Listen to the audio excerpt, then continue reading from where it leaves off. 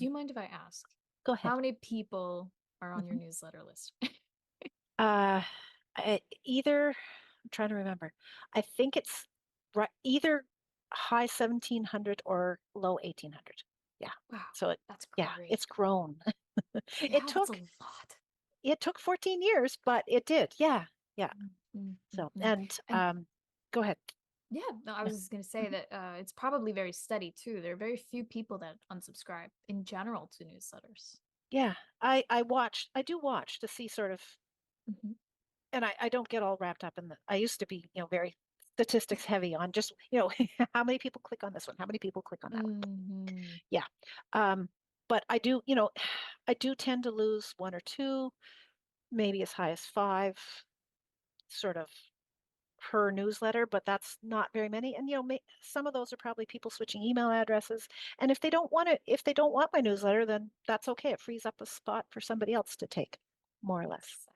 Yeah. Exactly. Yeah. Yeah. And in general, I did hear that the statistic for artist Mhm. newsletters, Mhm. their open rate and their maintenance rate, like if someone subscribes, it's usually very high open rate and very low unsubscription rate, especially if it's a fan of your work, right? It's not going to be some random person from the internet who has no idea Mhm. who you are. No one's going Yeah. to do that.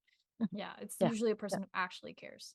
Yeah. So again, that's an excellent, excellent marketing tip for our Mhm. listeners. Pay attention to your Cool. newsletter.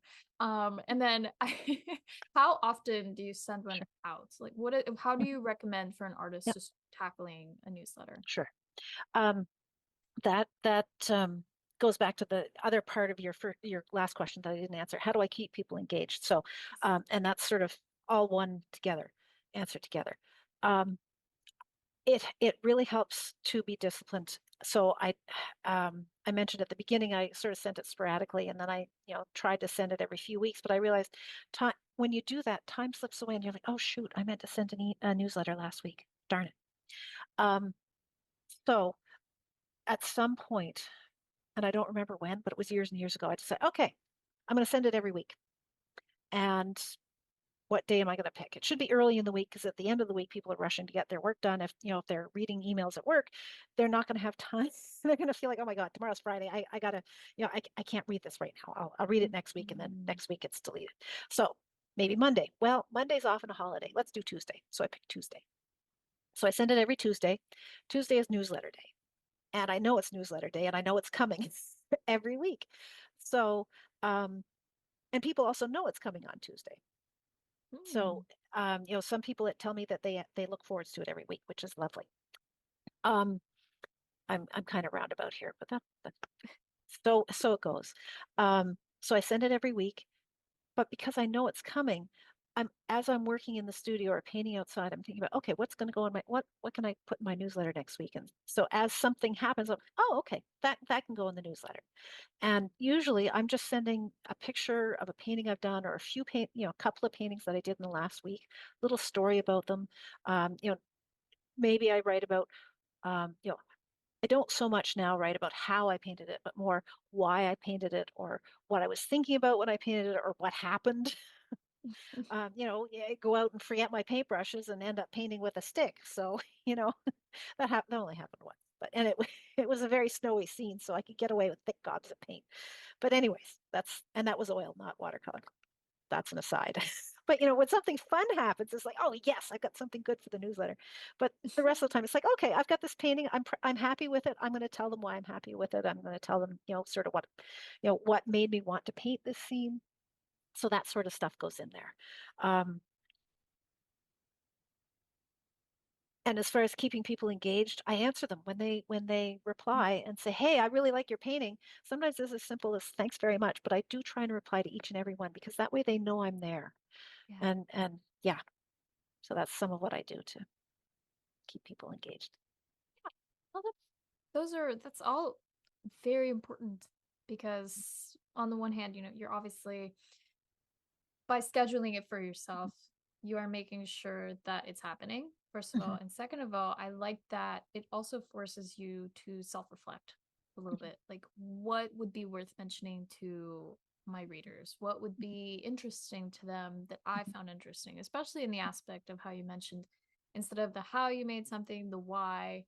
the Mhm. more, I guess, complex part of the creative process rather than the banal, like, I use this color and that color, which could also go in there, but it isn't as important as telling the person why a subject mattered to you and what beauty you saw in something that they can then see as well, which is really cool. It's the, again, the self-reflection aspect that I think a lot of, especially a lot of collectors really like to dig into because they know nothing or next to nothing usually about how something is done, Mhm. but that's not really what they're concerned about, right? They're more Yeah, concerned about the why yeah, and the personal vision that you have as an artist, which is what the reason why they buy.